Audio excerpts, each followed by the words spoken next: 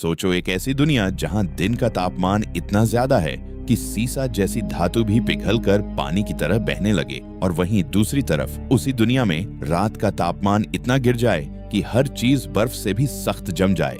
एक ऐसा प्लेनेट जहां एक दिन यानी सूरज उगने से लेकर फिर से उगने तक का वक्त हमारी धरती के 176 दिनों के बराबर होता है, मगर वहां का एक साल सिर्फ 88 दिनों में पूरा हो जाता है। मतलब वहां एक दिन 2 सालों से भी लंबा होता है। सुनने में ये किसी साइंस फिक्शन कहानी जैसा लगता है, मगर ये हकीकत है और ये हमारे अपने ही सोलर सिस्टम में मौजूद है। ये है मर्क्यूरी यानी बुध ग्रह, हमारे सूरज के सबसे करीब का प्लेनेट। आज हम इसी अजीबोगरीब दुनिया की पूरी कहानी जानेंगे।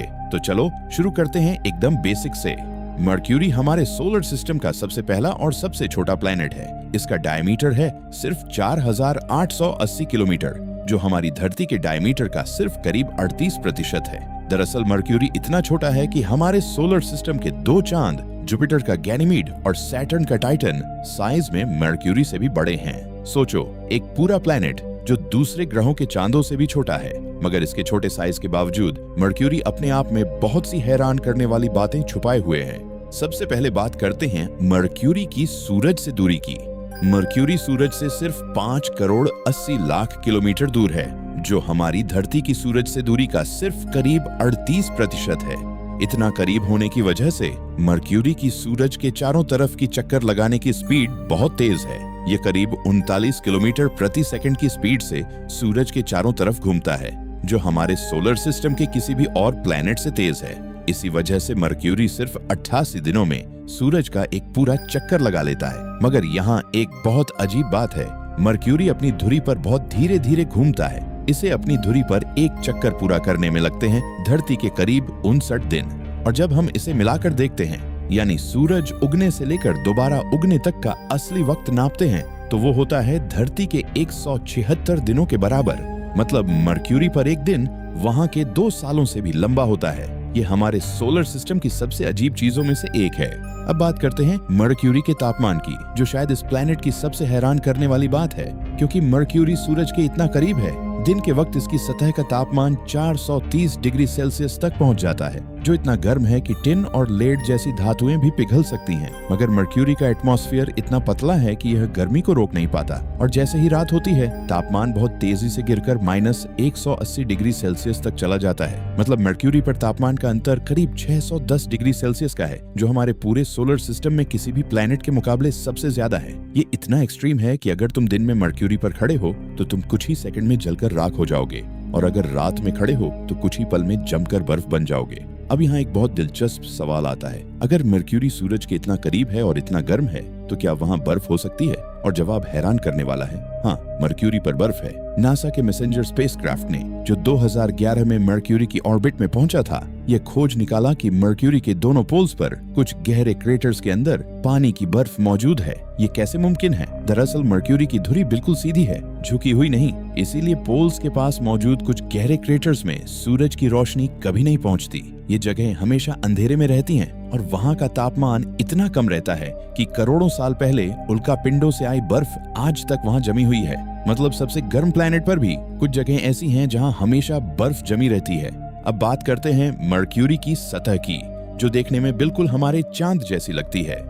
मर्क्यूरी की सतह पूरी तरह क्रेटर्स से भरी हुई है, क्योंकि करोड़ों सालों से उल्कापिंड इससे टकराते आए हैं, और चूंकि मर्क्यूरी का एटमॉस्फेयर लगभग न के बराबर है, इसलिए यह उल्कापिंडों से कोई सुरक्षा नहीं दे पाता।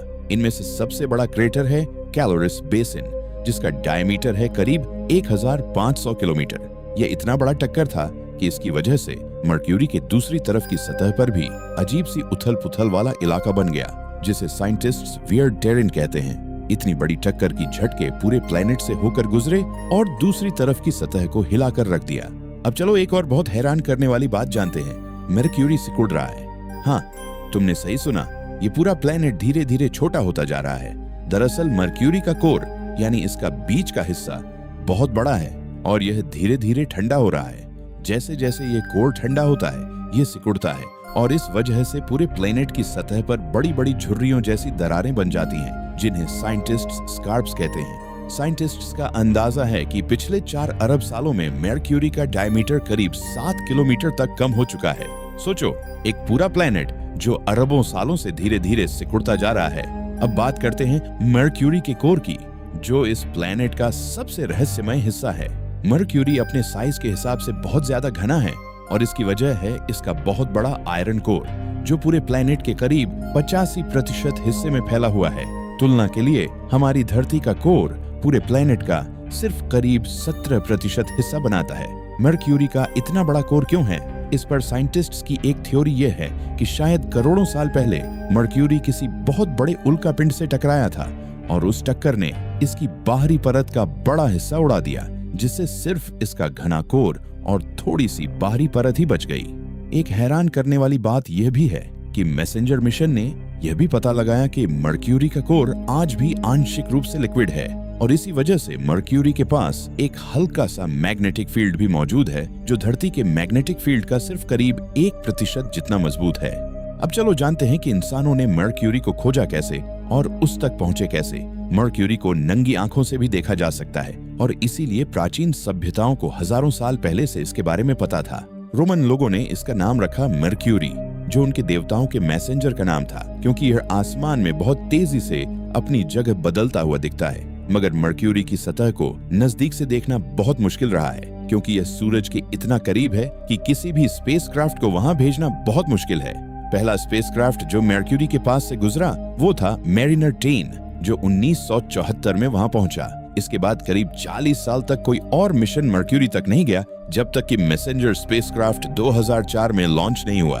इस स्पेसक्राफ्ट को मर्क्यूरी की ऑर्बिट तक पहुंचने में पूरे 6.5 साल लगे, क्योंकि सूरज के इतने करीब जाने के लिए स्पीड को बहुत सावधानी से कंट्रोल करना पड़ता है, वरना स्पेसक्राफ्ट सूरज की ग्रेविटी में खिंचकर सीधे उसमें गिर सकता है। अब सवाल ये उठता है कि क्या मर्क्यूरी पर जिंदगी हो सकती है? इसका जवाब है बिल्कुल नहीं। कम से कम धरती जैसी जिंदगी तो बिल्कुल नहीं। मर्क्यूरी का एटमॉस्फेयर इतना पतला है कि इसे लगभग न के बराबर ही माना जाता है। जो थोड़ी बहुत गैसें वहां मौजूद हैं, वो सूरज की सोलर विंड्स और उल्कापिंडों की टक्करों से आती है और ये लगातार स्पेस में उड़ती रहती हैं। बिना मोटे एटमॉस्फेयर के न वहां सांस ली जा सकती है, न वहां तापमान को स्थिर रखा जा सकता है और न वहां रेडिएशन से बचा जा सकता है। इसलिए मर्क्यूरी हमारे सोलर सिस्टम की सबसे ज्यादा एक्सट्रीम और सबसे कम मेहमान नवाज जगहों में से एक है। अब चलो मर्क्यूरी के बारे में कुछ और दिलचस्प बातें जानते हैं। पहली बात, मर्क्यूरी का कोई चांद नहीं है। इतने सारे प्लैनेट्स के चांद हैं, मगर मर्क्यूरी और वीनस दोनों के पास एक भी चांद नहीं है। दूसरी बात, मर्क्यूरी की ऑर्बिट सभी प्लैनेट्स में सबसे ज्यादा अंडाकार है, यानी यह सूरज के चारों तरफ एक सीधे गोल रास्ते की बजाय एक लंबे अंडाकार रास्ते पर घूमता है। इसी वजह से मर्क्यूरी की सूरज से दूरी सफर के दौरान बहुत बदलती रहती है।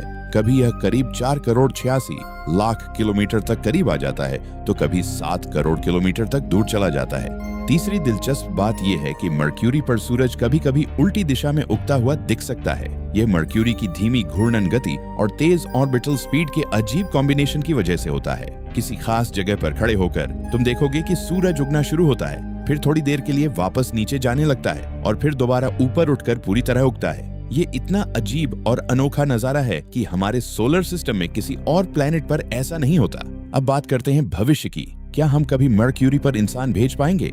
अभी की टेक्नोलॉजी से ये बहुत मुश्किल है, क्योंकि वहां जाने के लिए इतनी सटीक स्पीड कंट्रोल चाहिए और वहां पहुंचकर इतनी एक्सट्रीम गर्मी और रेडिएशन से बचना इतना मुश्किल है कि अभी के लिए इंसानों को वहां भेजना प्रायोरिटी में नहीं है। ज्यादातर स्पेस एजेंसियां अभी मंगल और चांद पर ध्यान दे रही हैं, जो इंसानों के लिए थोड़ी आसान मंजिलें हैं। मगर एक नया मिशन जिसका नाम है बेपीकोलंबो, जो यूरोपियन स्पेस एजेंसी और जापान की स्पेस एजेंसी ने मिलकर भेजा है, वो अभी मर्क्यूरी की तरफ जा रहा है और वहां और गहराई से रिसर्च करेगा। तो आखिर में ये कहानी हमें क्या सिखाती है? मर्क्यूरी हमें दिखाता है कि हमारा सोलर सिस्टम कितना विविध है। एक ऐसा प्लैनेट जो सूरज के सबसे करीब है, फिर भी वहां बर्फ मौजूद है। एक ऐसा प्लैनेट जिसका एक दिन उसके 2 सालों से भी लंबा है। एक ऐसा प्लैनेट जो धीरे धीरे सिकुड़ता जा रहा है और एक ऐसा प्लैनेट जिसकी सतह पर तापमान इतना ज्यादा उतार चढ़ाव करता है कि यह हमारे सोलर सिस्टम की सबसे एक्सट्रीम जगहों में से एक बन जाता है। मर्क्यूरी हमें याद दिलाता है कि हमारे अपने ही कॉस्मिक पड़ोस में इतनी सारी अनोखी और हैरान करने वाली दुनियाएं छुपी हुई हैं, जिनके बारे में हम अभी भी बहुत कम जानते हैं। और शायद यही सबसे खूबसूरत बात है साइंस के बारे में, कि जितना हम जानते हैं उससे कहीं ज्यादा अभी भी खोजा जाना बाकी है।